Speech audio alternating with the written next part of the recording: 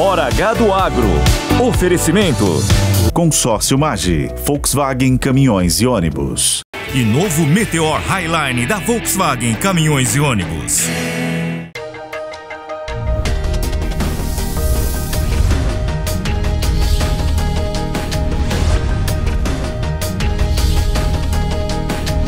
Hora H do Agro.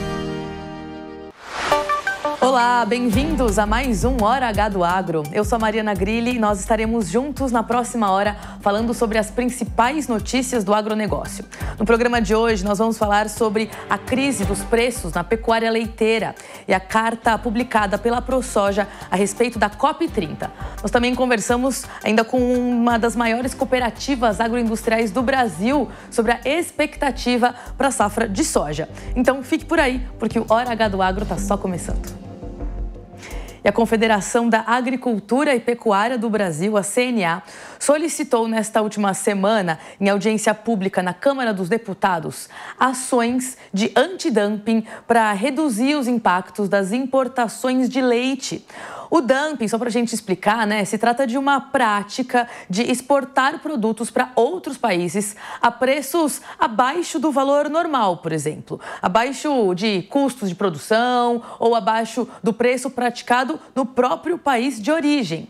O Tirso Meirelles, presidente da Federação da Agricultura e Pecuária do Estado de São Paulo, a FAESP, conversou com o repórter Marcelo Matos sobre isso. Vamos ouvir. Muito bem, nós falamos aqui em Itu, interior de São Paulo, 100 quilômetros lá da capital paulista. Tirso Meirelles, que é o presidente da FAPESP. Tirso, a gente sabe que tarifaço é a grande preocupação, o agro paulista, um dos mais expressivos do Brasil. Como é que vocês estão contornando essas questões do tarifaço? Apostam num diálogo com os Estados Unidos? Seja bem-vindo mais uma vez à Jovem Pan. A grande honra nossa. Nós esperamos isso. Sem dúvida nenhuma, o tarifaço já está fazendo esse ano uma perda de 6 bilhões de dólares, né? Isso falta um pouco de agilidade do governo que misturou a economia com a diplomacia. Hoje nós estamos aqui, o Geraldo Alckmin está vindo aqui na FUPA e nós estamos fazendo uma solicitação a ele sobre o problema do leite. Então nós estamos com dumping do Uruguai e Paraguai e Argentina referente a trazer, a importar leite para nós, aonde são leite em pó, que é mistura com água. Nós temos o nosso leite puro, que é a barriga mole, que é chamado, e estão terminando com os produtores. Abaixou muito o custo e nós estamos pedindo, porque a Camex, que fica no Ministério da Indústria e Comércio, tinha feito um laudo mostrando que tinha realmente dumping. E agora ela mudou de posição. Então nós viemos aqui reivindicar ao vice-presidente da República, que é o ministro da Indústria e Comércio, que a Camex fica abaixo dele para que ele possa sobreviver à nossa pecuária leiteira, que tem realmente um investimento maravilhoso. Então são vários fatores que vão acontecendo que a gente precisa estruturar o nosso agronegócio. Quer dizer, a questão do café e carne. Sim, o café e carne nós estamos fazendo a triangulação. O café, a Colômbia está importando quase 350% a mais e ela vende para os Estados Unidos. A carne é a mesma coisa. Você pega o México, está comprando quase 500% a mais e vendendo para os Estados Unidos. Então diminui a nossa balança comercial porque você tem de vender mais barato e a partir daí o que acontece? Cai para o produtor. Quem paga essa diferença é o produtor. Então precisa, sem dúvida nenhuma, resolver esse problema do tarifaço. Quer dizer, passou do momento de não misturar política com economia. Sem dúvida, não podemos fazer. Nós temos uma COP aí, COP30, que vai praticamente a semana que vem. Estamos fazendo um trabalho grande nesse sentido e nós temos de mostrar realmente o que nós somos verdadeiramente. Nós somos o país que mais preserva a agricultura com as matas, né, com o meio ambiente. Esse é o fator importante que a gente tem de traduzir isso a nível internacional. Muito bem, nós conversamos aqui em Itu com o Tirso Meirelles, que é o presidente da FAPESP, abordando sistemas importantes do agro paulista e, é claro, do agro brasileiro. Tirso, prazer recebê-lo mais uma vez. Uma grande honra estar com você e com os telespectadores da Jovem Pan. E para analisar esse momento complexo do setor, nós vamos conversar com o Guilherme Dias, assessor técnico da CNA. Bem-vindo, Guilherme, ao Hora H do Agro. Muito obrigada por ceder aí uns minutos do seu dia para conversar com a gente. Essa questão da crise da pecuária leiteira não é de hoje, na verdade, né? A gente até fala desse momento, mas na realidade é sempre um setor que está muito com a corda no pescoço, produtores ali, pecuaristas reclamam com certa frequência dos preços pagos pelo litro do leite. Eu queria começar te pedindo para explicar esse cenário primeiro, assim, vamos tentar, antes da gente falar de dumping em si, eu queria que a gente trouxesse um pouco desse histórico que certamente a CNA acompanha há algum tempo, né? Olá, Mariana, é um prazer estar falando com vocês aqui da Jovem Pan. E, bom, você trouxe uma parte da realidade, mas não todas, né? O setor leiteiro nacional, ele se desenvolveu muito nos últimos anos, né? A nossa produtividade aumentou mais de 80%, a quantidade de litros, né, ordenhados por vaca por ano aumentou bastante nos últimos anos, mas naturalmente, é uma atividade bastante capilarizada, né? A estrutura fundiária média no Brasil hoje aponta que 80% dos nossos produtores são da agricultura familiar. Então, sim, nós temos esse aspecto, vamos dizer assim, um pouco mais social ligado à atividade leiteira, porém, a gente pode dizer também que ela é uma atividade bastante tecnológica, né? Do ponto de vista que nós temos hoje aqui no Brasil, bacias leiteiras que competem em pé de igualdade com as mais modernas bacias leiteiras da Nova Zelândia ou até mesmo da Europa. Então, nós temos essa dualidade ali no setor leiteiro nacional. De um lado, o pequeno produtor, ainda familiar, que representa um importante aspecto social, e do outro, uma atividade altamente tecnificada. E as importações de leite que vem acometendo o país atualmente, ela permeia ambos os estratos de produção. Então, essa ação que a CNA vem capitaneando, né, já adiantando um pouco o tema da nossa entrevista, ela busca justamente trazer um antídoto que possa beneficiar, né, ou possa defender todos os produtores de leite brasileiros, do menor ao maior. Isso, muito interessante, porque de fato a gente vê os produtores de leite ali cada vez mais tecnificados, até não só para produzir mais, mas produzir melhor, porque o leite é algo que toca a vários consumidores, assim, né? Mas é muito mais próximo do que quando a gente está falando de grãos, por exemplo. Agora, Guilherme, então vamos entrar nessa questão do dumping que a CNA está se manifestando, né? Explica um pouquinho para a gente, então, como que vocês estão avaliando essa situação, como que isso afeta o setor, seja o pequeno, seja, né, o pequeno ainda não tão tecnificado, seja o maior que já aderiu à tecnologia. Bom, perfeito. É importante destacar, Mariana, que o Brasil é o 5º maior produtor de leite no mundo, né? A gente tem aí, a atividade está presente em 99% dos municípios e o setor sempre foi um importador líquido de lácteos. É histórico as importações que acometem aqui o país. Porém, a gente sempre soube conviver, em maior ou menor grau, né?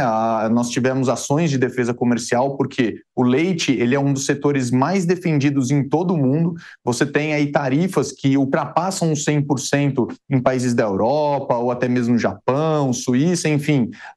É um sistema, uma produção estratégica do ponto de vista produção de alimentos e soberania nacional nos países. E no Brasil não é diferente. A gente tem uma tarifa externa comum de 28%, que é comum ao Mercosul como um todo, e a gente conta com o livre comércio entre os países, né? Notadamente, Argentina e Uruguai são os principais fornecedores de leite ao Brasil e sempre foi assim. Porém, nos últimos anos, a gente identificou uma crescente, né, uma escalada nas importações de leite que elevaram os volumes aqui internalizados aos maiores patamares da história, nos anos de 2023 e 2024. E aí, estudos da CNA indicaram indícios da comercialização desse produto exportado a um preço mais baixo do que o disponibilizado no mercado interno daqueles países. Isso caracteriza o dumping, como você muito bem colocou na abertura da reportagem, e a CNA, então, peticionou o Ministério da Indústria, Comércio e Serviços, ali capitaneado pelo ministro Geraldo Alckmin, a abertura de uma investigação justamente para identificar, averiguar se realmente houve essa prática. Porém, os estudos da CNA foram sólidos e indicam a exportação de leite argentino ao Brasil a um valor 54% abaixo do mercado interno daquele país e para o Uruguai de 53%. Isso acontece num cenário em que a produção de leite vinha se recuperando da forte crise de custos de produção que veio no período pós-pandêmico. Interessante. Então, só para a gente resumir, concatenar o raciocínio no sentido de que isso fica desleal para o produtor rural brasileiro, né? Porque a gente está importando leite e, em vez de favorecer, fortalecer essa cadeia interna, a gente está importando num preço desleal, que a exportação e importação é algo comum no planeta Terra, né? Não é que a gente não quer, mas tem que ser colocado num preço justo e num preço que, de fato, depois pague o custo de produção e, de preferência, dê lucro, ajude a rentabilidade do produtor, né? A gente está falando, inclusive, aí olhando para dados do CPEA, o Centro de Estudo Avançado em Economia Aplicada da USP, o preço do leite, de acordo com o CPEA, teve redução de 19% em 12 meses. Então é isso, assim, com essa redução, o produtor tem conseguido cobrir os custos de produção. Você falou agora no finalzinho da sua fala que era exatamente, estava numa fase de recuperar algo que de fato nos últimos anos não estava muito benéfico. Então, dentro dessa recuperação, isso está dando para cobrir os custos? Como que vocês avaliam, com base inclusive nesses dados do CPEA? Bom, acho que você trouxe um aspecto muito importante, né?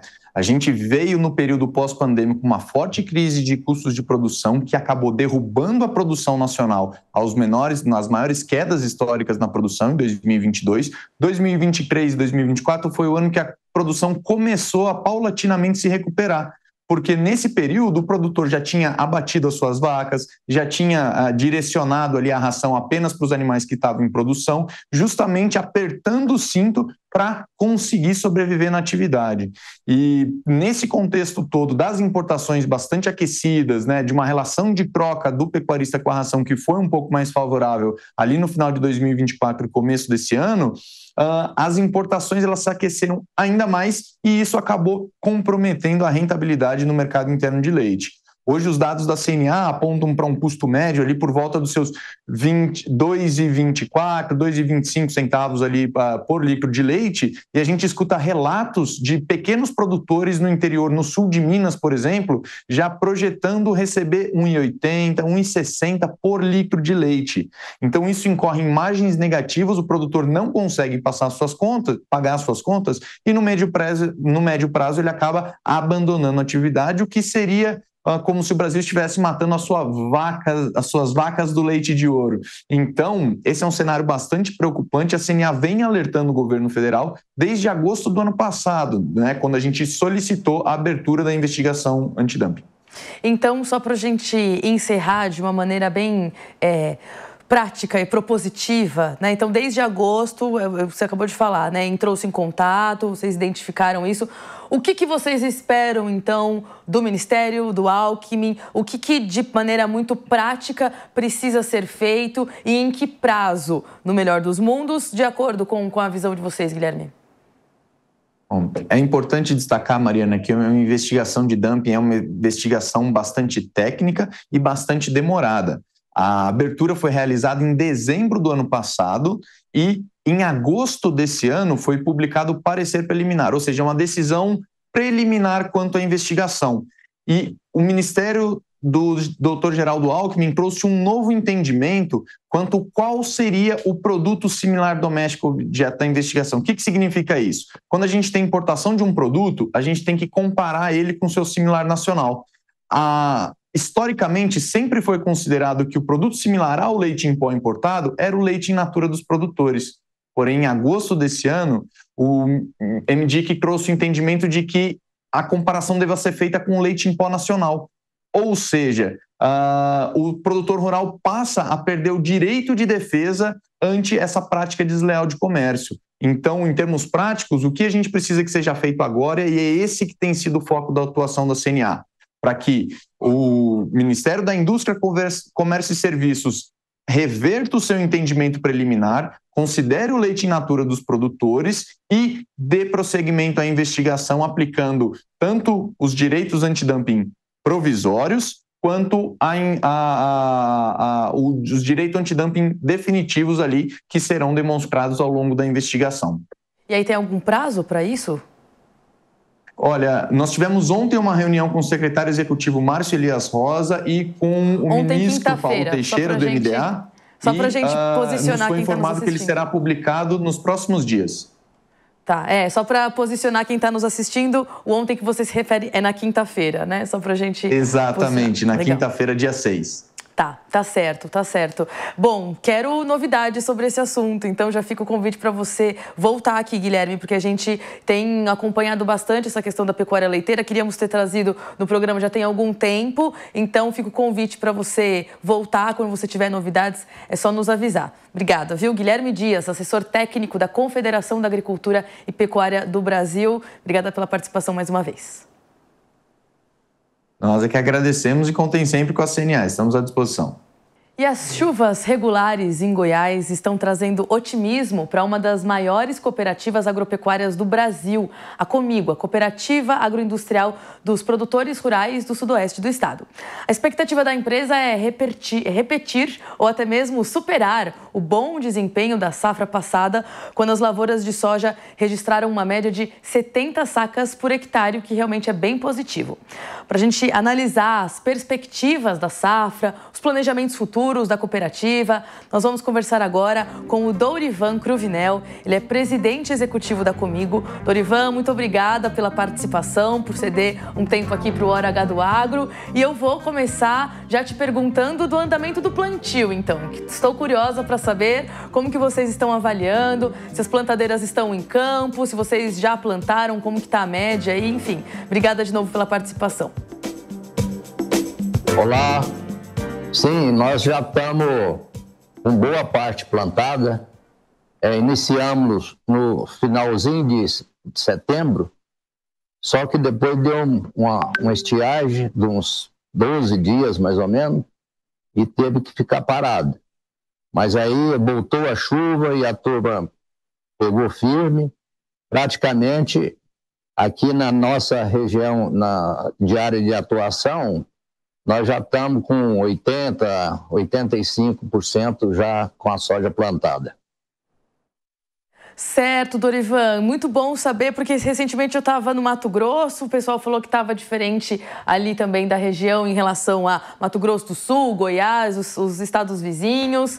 E o que vocês estão esperando, então, para depois que essa soja for colhida, né? Queria entender como que vocês estão, qual que é a expectativa de vocês para farelo e para óleo de soja? Como que estão essas articulações, não só em relação à produção, mas também a preço? Está favorável?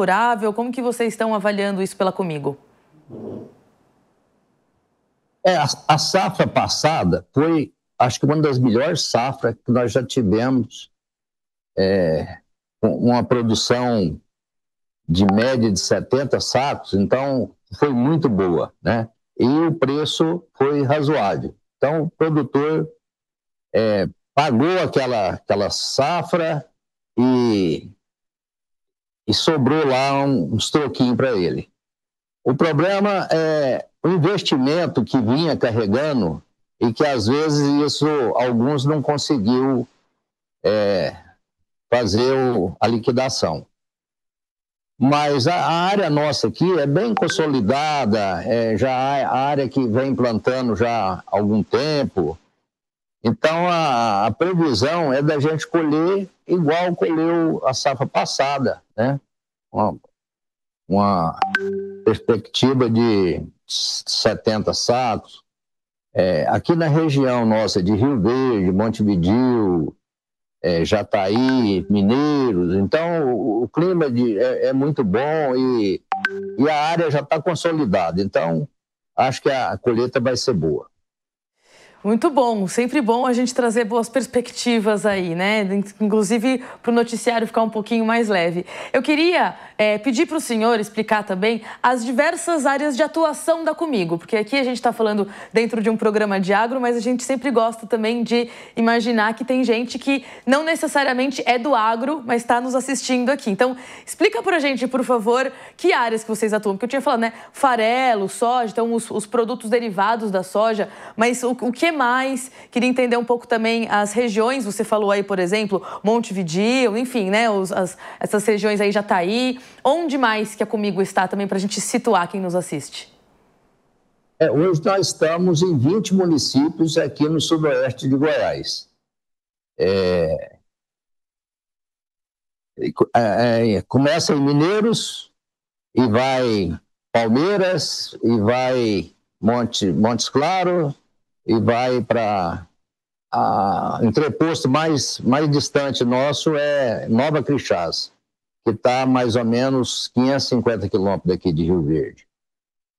A cooperativa, ela atua, o carro-chefe nosso é soja, mas nós recebemos milho, nós temos 2 fábricas de rações, 2 misturadores de sal,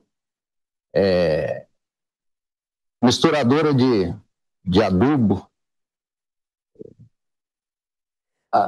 Assistindo o cooperado desde o planejamento dele, o projeto, e damos assistência para ele, tanto na pecuária como na agricultura, né?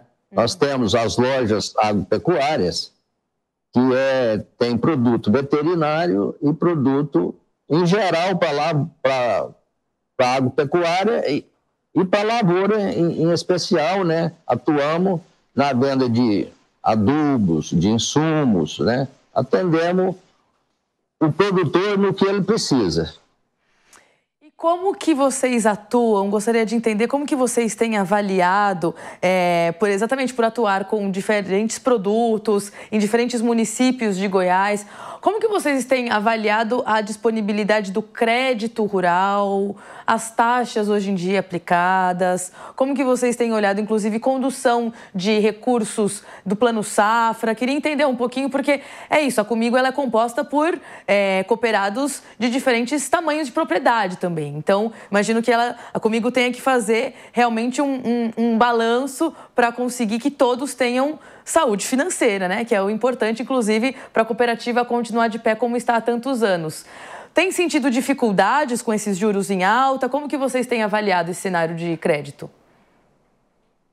Sim, nós temos 12.500 cooperados. E tem o mini cooperado, o médio cooperado e o grande cooperado, né? O juro está fora do normal, está muito alto. A pessoa que depender de pegar esses recursos, às vezes ele não tem resultado no final da colheita dele. Agora, a cooperativa, ela repassa os insumos para o cooperado na base de troca ou no financeiro. Quando ele colher, ele entrega a soja aqui e a gente compra a soja e faz o acerto, ou soja ou milho, né? Então, a gente ajuda o produtor nesse quesito. A cooperativa, ao longo dos 50 anos, né, completando agora esse ano 50 anos, a gente veio criando um capital de giro, e hoje nós temos um capital de giro razoável, que dá para a gente financiar grande parte desses produtores, né? Mini produtor, médio produtor. O grande produtor, ele já tem lá as suas reservas e tem mais facilidade de pegar um custeio no banco com uma condição melhor. E isso aí que a gente tem feito. Troca e no financeiro, para ajudar o produtor. Em relação à questão de armazenagem, eu imagino que, claro, por ser uma cooperativa, né, a cooperativa tem esse papel de armazenar os grãos que recolhe dos seus cooperados, mas como que o senhor enxerga a capacidade de armazenagem hoje do agronegócio brasileiro, de outras cooperativas, porque é importante também, né, olhar o mercado, fazer esse paralelo. Como que vocês têm olhado essa capacidade? Porque quando a gente fala de armazenagem e logística, é sempre um ponto, né, que a gente sabe que é sensível para o setor, que muitas vezes não anda como o setor precisaria, gostaria. Do ponto de vista de armazenagem, como que vocês têm visto o posicionamento do Brasil para safras que estão crescendo, cooperativas que estão chegando, como você falou, né, 70 sacas por hectare não é pouca coisa, um número bem satisfatório. Como que está a armazenagem desse grão depois que ele é colhido? A gente consegue receber 20% da soja do estado de Goiás. A capacidade nossa de armazenagem hoje é 43 milhões de sacas. Só que a gente faz dois giros, né? Você recebe a soja, vai esmagando ela, vende uma certa quantidade para depois receber o milho. Nós estamos construindo esse ano mais 3 armazéns, então nós vamos passar a nossa capacidade para 50 milhões de sacas. E estamos também construindo uma nova esmagadora de soja lá em Palmeiras. Nós vamos esmagar lá 6 mil toneladas por dia. Então, praticamente, essa soja que nós vamos receber, nós vamos conseguir esmagar ela quase toda. Excelente, excelente. Isso significa produtividade e eficácia também, né? E eu queria entender um pouquinho como que o senhor e comigo têm avaliado questões em relação às exportações brasileiras, porque a gente tem visto essa movimentação geopolítica, né? Então, teve tarifaço, teve a questão de Trump e Xi Jinping, né? Então, Estados Unidos e China, que agora voltaram a se aproximar. Isso acaba refletindo na soja brasileira, nas exportações. Como que o senhor avalia esse momento? E continua sendo favorável porque o Brasil vai continuar exportando para a China de qualquer forma? Ou é preciso reparar nessa disponibilidade de grãos global e entender como que isso vai se refletir nos preços lá na frente? Como que o senhor tem... Quais que são as conduções, né, de diálogo quando o aspecto é exportação e comércio internacional? A gente praticamente, o que é exportado da produção nossa é através das trades, né? Então, a gente não tem essa dificuldade porque a gente não tem porto, então a gente vende para as trades. Agora, a briga da China com os Estados Unidos, cada dia eles fazem um acordo, né, diferente, mas a soja brasileira, o mundo precisa dela. Se não vender para a China, vai vender para outro lugar, né? Então, alguém vai comprar essa soja. Aí vai depender de preço, de mercado, de produção mundial. Agora mesmo, está tendo problema de clima, né, aí no sul. Está tendo problema de clima no Nordeste, aí no Matopiba. Então, você não sabe a produção que vai ser. E com isso, a gente vai conseguindo a viver, né? Isso, um dia de cada vez, mas sempre de olho na safra, né? Dorival Cruvinel, muito obrigada pela participação, é o presidente executivo da Comigo. Obrigada por esse panorama da safra da Comigo. Fica aqui o convite para vocês voltarem em outras oportunidades também. Obrigada, viu? Eu que agradeço. Obrigado. E agora nós vamos para um rápido intervalo e na volta nós vamos conversar com a AproSoja Brasil para entender o que a associação pede na carta manifesto direcionada à COP30 que foi apresentada esta semana. Então não sai daí.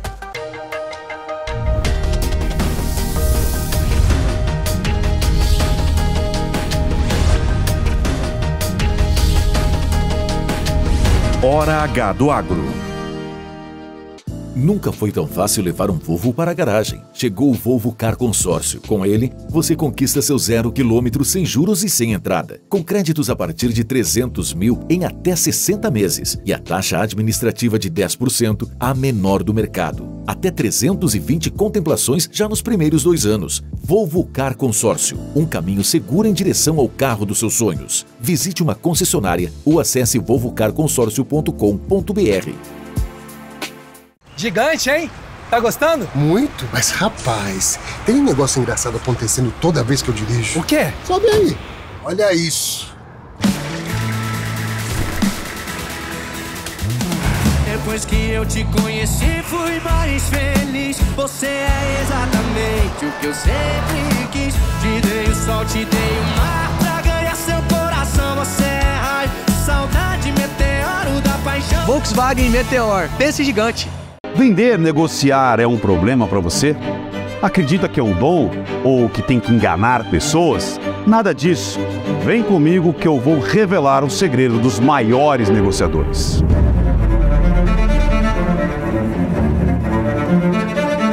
Com o meu curso Engenharia da Persuasão, você vai se tornar um grande vendedor.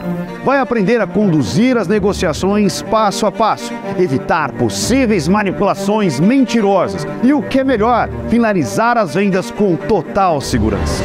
E é claro, você vai aumentar a sua lucratividade através de técnicas imbatíveis da persuasão. Esse curso vai fazer você vender qualquer coisa para qualquer um. Talvez você esteja se perguntando qual o valor do curso. E eu garanto para você, é menor do que o valor da última venda que você perdeu para o seu concorrente. Acesse newcursos.com.br e garanta sua vaga. Na hora de blindar seu carro, confie na tradição de quem já está há mais de 25 anos protegendo você e sua família. A Totality utiliza a mais alta tecnologia em blindagens e o que há de mais moderno no mundo. Vidros com garantia de 10 anos contra delaminações. Ligue para 3702-1133 e acesse totality.com.br e @totality.blindados nas redes sociais. Desacelere, seu bem maior é a vida.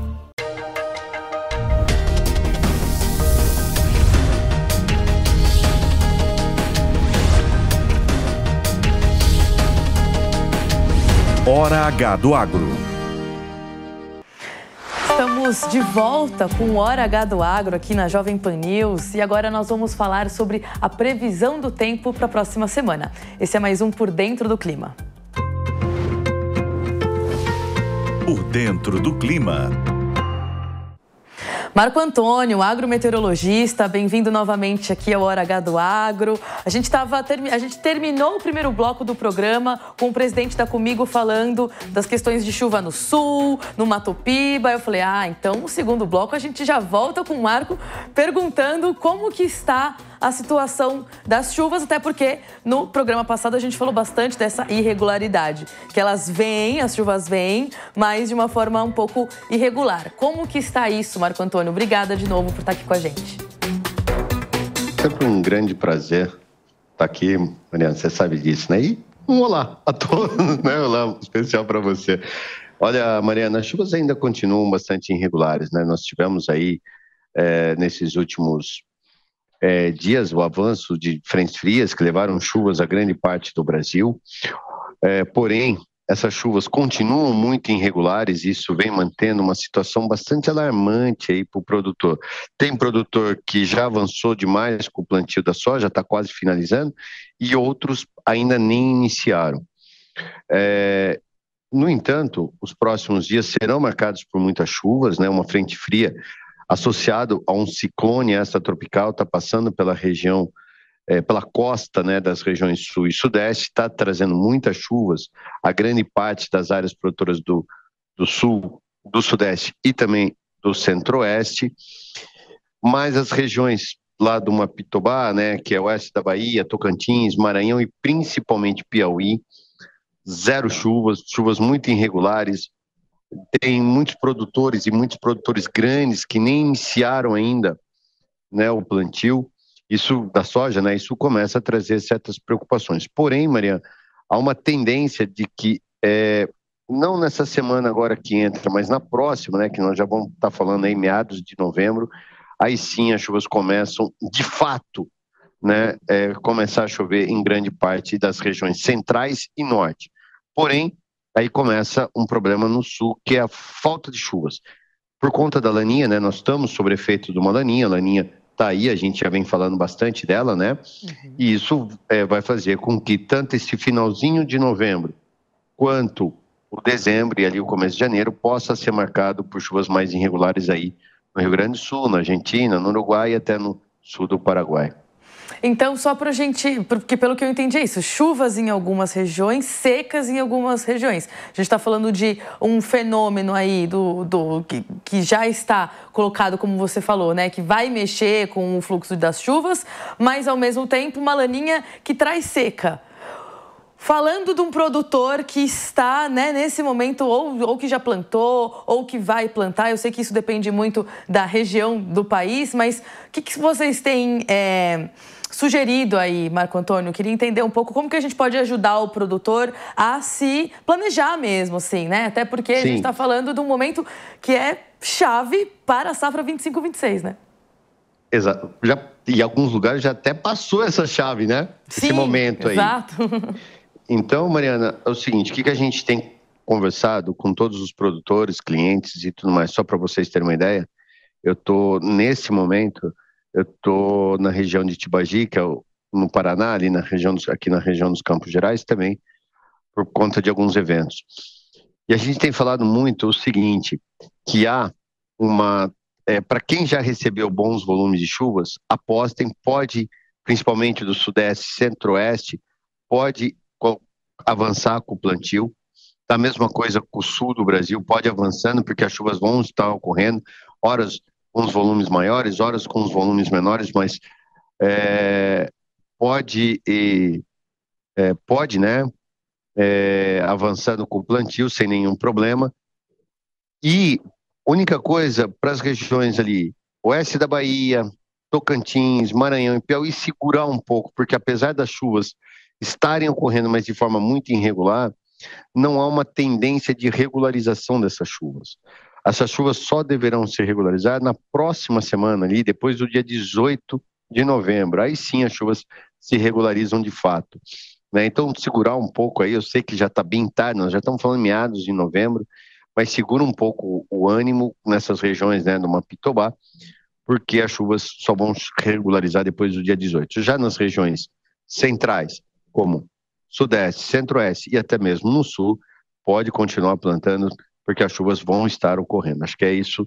E lógico, né, os tratos culturais com café, né, não tem...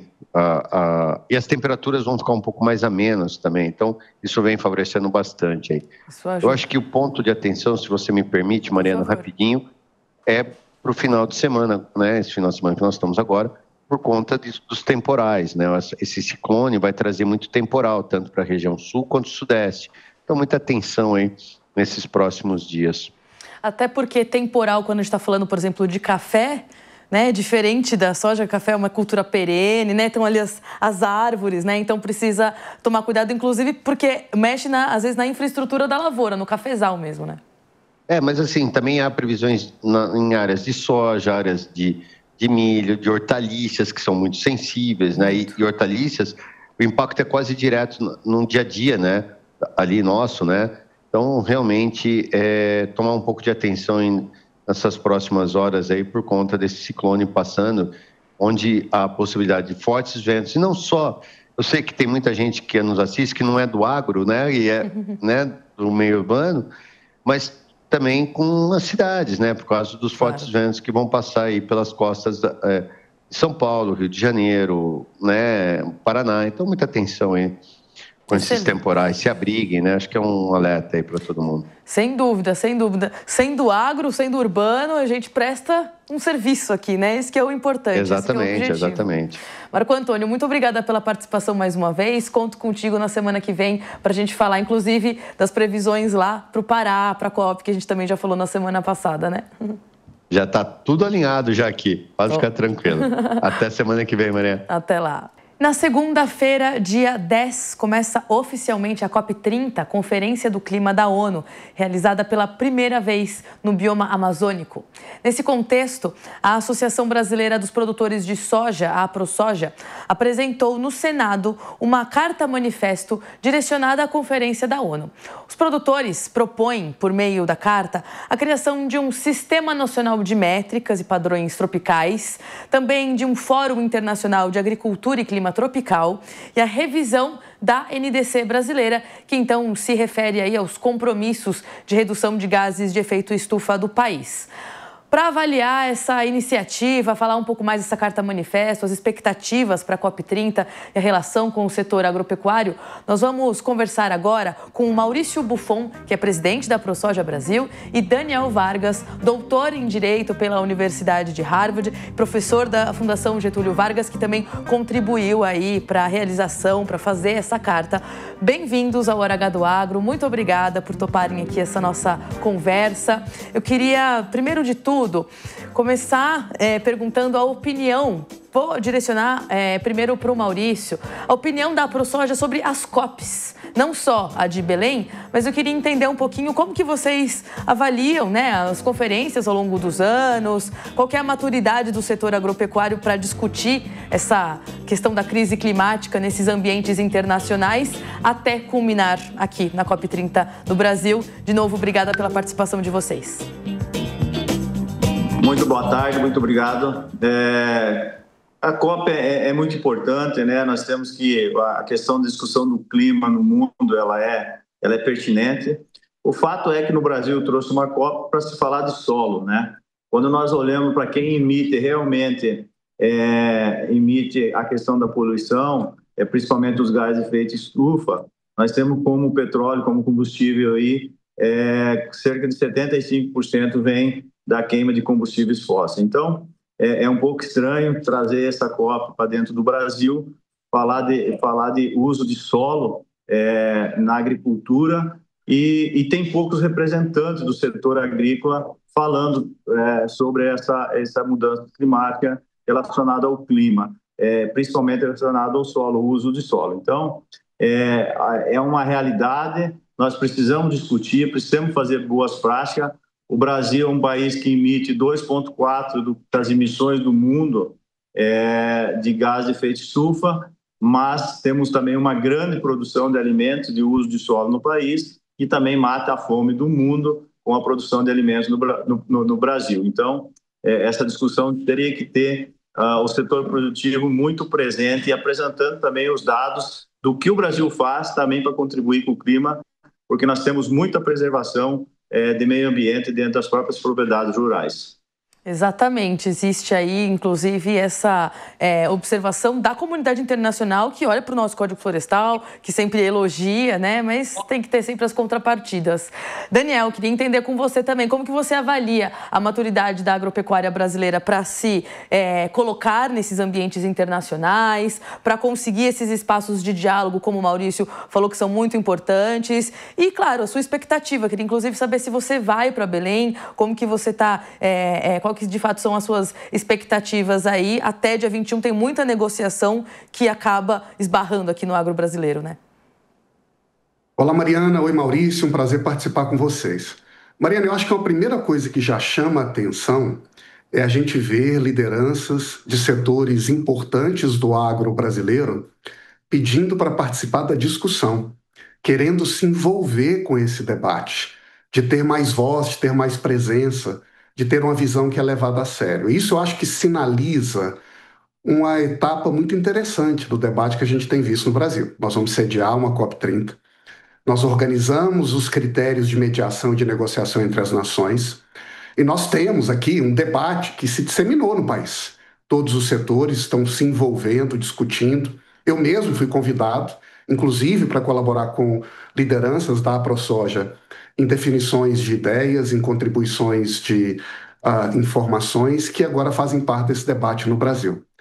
Eu creio que existem 3 diretrizes que me parecem centrais nessa discussão brasileira na COP30. Essa não é uma COP que vai acontecer num país temperado do norte, ela vai acontecer entre nós, com características próprias, como o Maurício ressaltou. Eu entendo que existem 3 características que fariam dessa COP particular, original e muito relevante para nós. A primeira é ver o verde como um valor, que na verdade é assim que o mundo trata esse tema na prática. Segundo, o clima como desenvolvimento, como foi pensado para ser em 1992, na primeira das COPs, por assim dizer, quando a gente lançou o regime global. E a terceira, a soberania como caminho, porque essa é a condição essencial para as políticas implementarem. Essas 3 diretrizes, se levadas a sério, podem empurrar as negociações num caminho muito produtivo e interessante para nós, desde que naturalmente traduzidas em políticas institucionais efetivas. Eu tenho visto a COP, como a maior parte das pessoas, com um misto de esperança, mas de apreensão. Esperança, por um lado, de ver o Brasil chamar o mundo à responsabilidade para avançar, mas apreensão sobre exatamente o que nós esperamos debater na COP em Belém. Pois é, e é importante a gente, inclusive, ter em mente que a COP31, que se fala já lá na Austrália, deve ter o foco em sistemas alimentares, né? Então, é essencial que o Brasil saiba se colocar esse ano, até para ter mais voz ainda, embora vale ressaltar que o Brasil é super bem visto na comunidade internacional, nesses ambientes, né? Conversando sobre meio ambiente, inclusive. Agora, falando da carta especificamente, então, e aí eu gostaria de começar com o Daniel dessa vez. De onde que... aliás, desculpa, vou começar com o Maurício, porque eu queria entender de onde que surgiu a ideia dessa carta. Queria saber se foi algo propositivo de dentro da ProSoja mesmo, se vocês já estavam em contato, por exemplo, com o Daniel, com a FGV. Queria entender um pouco o momento que surgiu, a confecção dessa carta, a ideia dessa carta, e por que ela foi publicada agora, né, muito recentemente, porque me parece que foi um pouco em cima da hora da COP. Queria saber se, inclusive, foi de propósito, foi pensado no sentido de estar às vésperas e mostrar que a ProSoja tem também a sua participação ali. A carta veio de dentro do setor produtivo mesmo, a gente vinha discutindo. O Daniel é um grande parceiro, ajudou nós muito por a sua...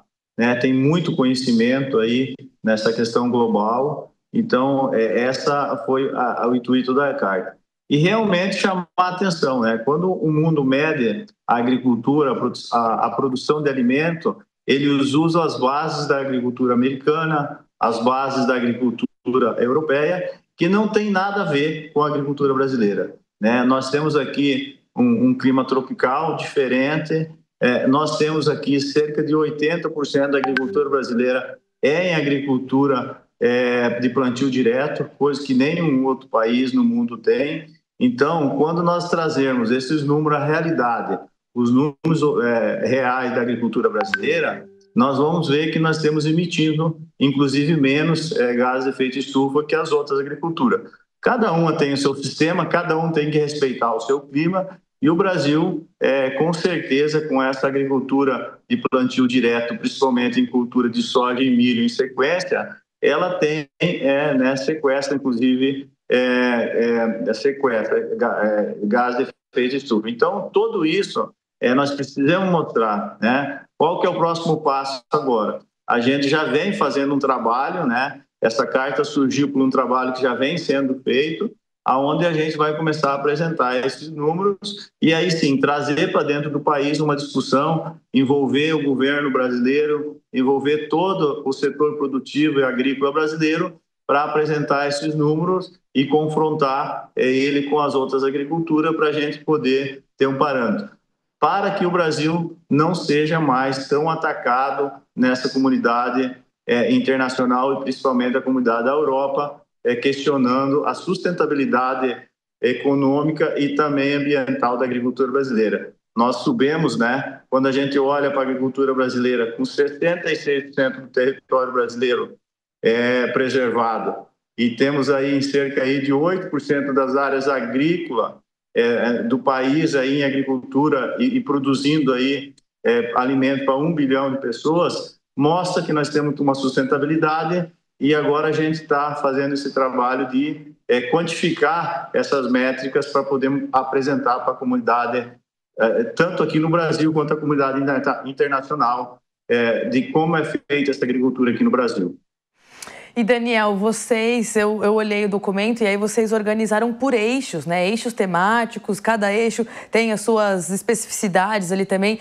Gostaria que você falasse um pouquinho para a gente desses eixos, dessa construção e como que isso amarra, claro, com o que o Maurício está falando, né? De depois confrontar dados, levar adiante, porque eu entendo que esse assunto também não vai terminar no dia 21 de novembro com a COP, né? Entendo que é um documento que precisa ser colocado em prática também aí a médio prazo, pelo menos. Sem dúvida, Mariana. Primeiro, só duas preliminares que eu acho que é importante. Nós temos assistido ao longo do ano uma série de organizações, os diversos setores produtivos, se envolvendo com as discussões climáticas e, nesse processo, elaborando as suas propostas, as suas cartas, os seus pronunciamentos, os seus manifestos. Isso aconteceu com a BAG, aconteceu com a OCB, aconteceu com a própria CNA, ainda está acontecendo com o IPA, assim como inúmeras organizações. Eu acho que o esforço, nesse caso, foi de contribuir com esse processo. Então, ninguém tem a última palavra sobre o que será deliberado neste momento, numa COP que ainda nem começou. Mas a gente acredita, e eu creio que todas essas organizações acreditam, que ao colocar ideias nobres na mesa, nós temos a capacidade de influenciar e empurrar a discussão na direção certa. Nesse processo, eu creio que o objetivo fundamental era de tentar apontar um caminho que fosse mais original, mais sólido e, quem sabe, mais forte para os interesses do agro e da sustentabilidade brasileira perante o mundo. Nesse processo, as 3 diretrizes básicas eu comentei: verde como valor, clima como desenvolvimento, soberania como caminho. Essas ideias são, então, desdobradas em um conjunto de ações concretas em setores estratégicos. O primeiro e o mais importante, segurança alimentar. Nós temos comentado, Mariana, que a principal ameaça à agenda do clima hoje, no mundo tropical sobretudo, não é a soja, não é o boi, não é a galinha, é a miséria humana. Ter uma estrutura que garanta a segurança alimentar é fundamental para tudo mais o que se fizer na humanidade.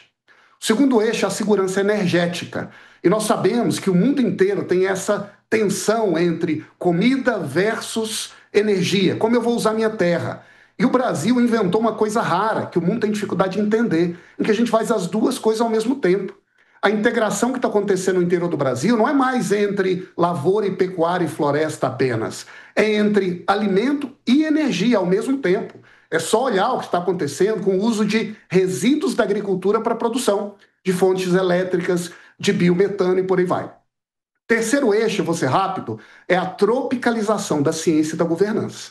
Porque a gente sabe que avançar numa agenda climático-econômica com foco em uso da terra exigirá, ao longo dos anos, qualificar a gramática, a infraestrutura segundo a qual a gente debate o que é verde no planeta. Verde, eu costumo dizer, não é uma cor, é um conjunto de critérios científicos e regulatórios, em última análise, amparado numa decisão nacional. E o último é o compromisso com a produção sustentável, que é o que vai empurrar todos nós para frente. Sabendo que, em última análise, a premissa fundamental de tudo que fizermos, qualidade de vida do ser humano e, a partir daí, a sustentabilidade ambiental. Maurício, vocês pretendem ir para a COP? A ProSoja vai estar em Belém? De alguma forma, vai participar ainda mais ativamente, né? Além da carta, participar ativamente junto à comunidade internacional, fazer essas articulações sobre métricas de carbono? E aí essa pergunta também é para o Daniel, né? Eu queria entender um pouco que forma propositiva também a gente, né? Porque é muito isso, assim, o Brasil, ele é único, né? Muita gente não entende que é isso, assim, a gente tem uma legislação robusta do ponto de vista de Código Florestal, mas é porque a gente tem muitas florestas, muitos rios, existe todo um recurso realmente riquíssimo no Brasil e, além disso, como o Daniel colocou, então, essa produção de comida, de alimento com energia ao mesmo tempo. Então, de fato, a gente tem muito lugar de fala. Eu queria entender isso, sim, se a ProSoja vai estar em Belém, participa ativamente dessas articulações, está acompanhando essa questão das métricas de carbono para clima tropical do ponto de vista científico. Sim, nós vamos estar lá, vamos apresentar a carta também lá. O Daniel vai ser também o nosso interlocutor lá nessa carta, vai fazer um trabalho junto conosco lá e a gente vai estar apresentando a carta. E para complementar essa questão, né, da disputa entre alimento e energia, né, como o Daniel falou, o Brasil é único realmente. Nós conseguimos fazer muita alimentação e também muita energia. Inclusive, com esses dois parâmetros andando junto, nós conseguimos diminuir o custo tanto da energia quanto dos alimentos. Então, por isso também que o Brasil hoje, né, com toda a tecnologia implantada no setor agro, ela acaba aqui incomodando muitos países envolvidos nessa questão. E aí também vem os ataques contra a agricultura brasileira, às vezes não por não estar fazendo o correto na questão ambiental, mas por uma questão de concorrência comercial. E o Brasil faz isso e esse é um dos temas que a gente vai estar trabalhando na COP durante o ano todo que vem, para mostrar essa produção de alimento e energia andando junto e dando uma sustentabilidade econômica para as duas atividades, inclusive potencializando a produção de alimentos com um custo mais barato. Perfeito. Então, Daniel, eu queria entender isso, assim, né? Dessas articulações que vocês, pelo que eu entendi, vão fazer ali em conjunto em Belém, né? Com quem vocês vão procurar falar, né? Porque isso, a COP, são vários eventos ao mesmo tempo, tem pavilhão azul, tem zona azul, zona verde, eventos paralelos. Com quem exatamente vocês procuram falar? Onde que você vê que tem uma porta aí aberta, uma abertura para dialogar e começar a falar, sobretudo dessa questão aí das métricas? Porque é isso, né? O mundo precisa entender que o Brasil tem que ter uma calculadora diferente, assim, né? E isso para que haja uma agenda climática cientificamente mais robusta e economicamente mais justa.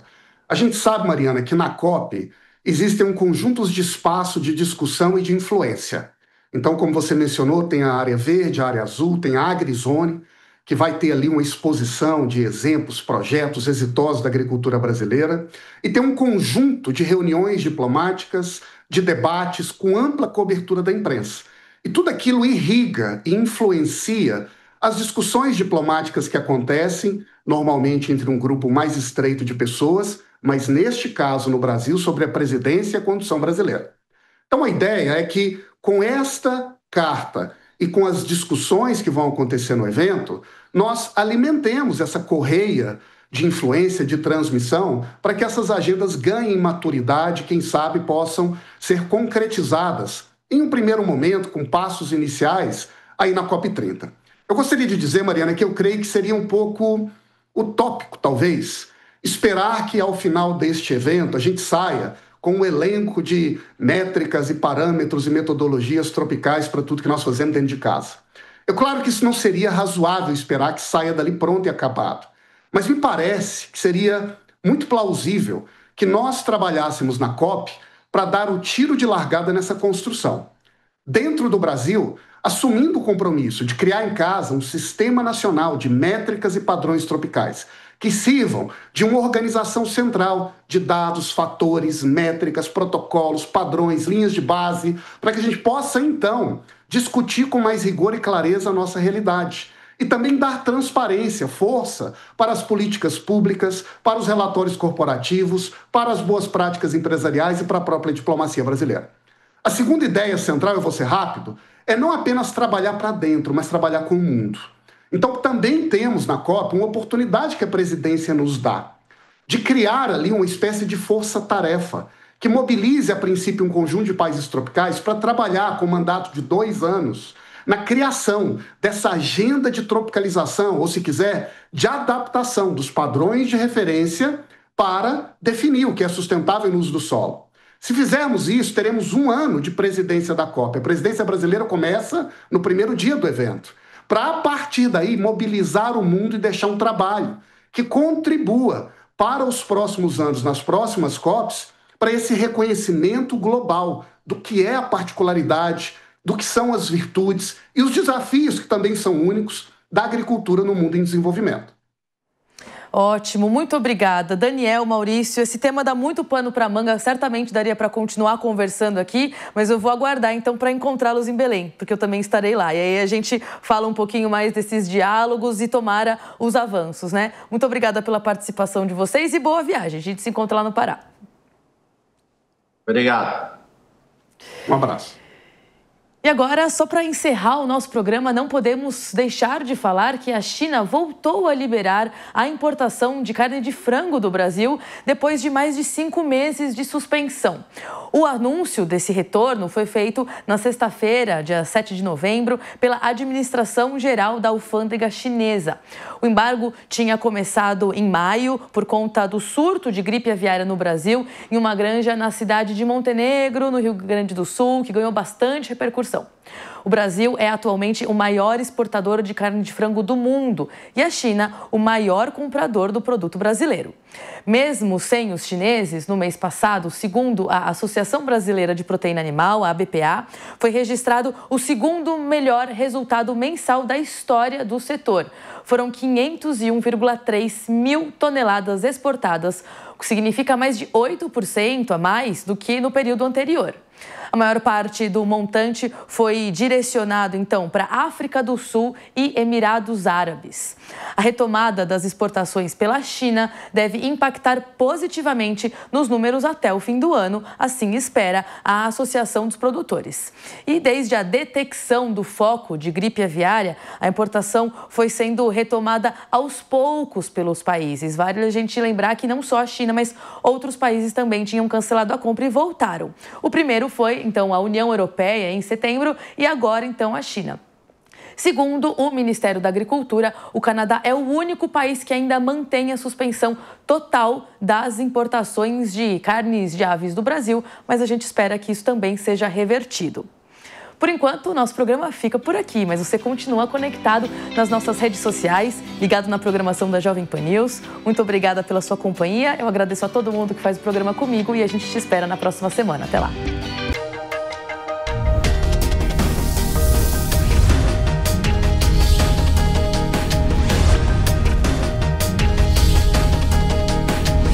Hora H do Agro. Hora H do Agro.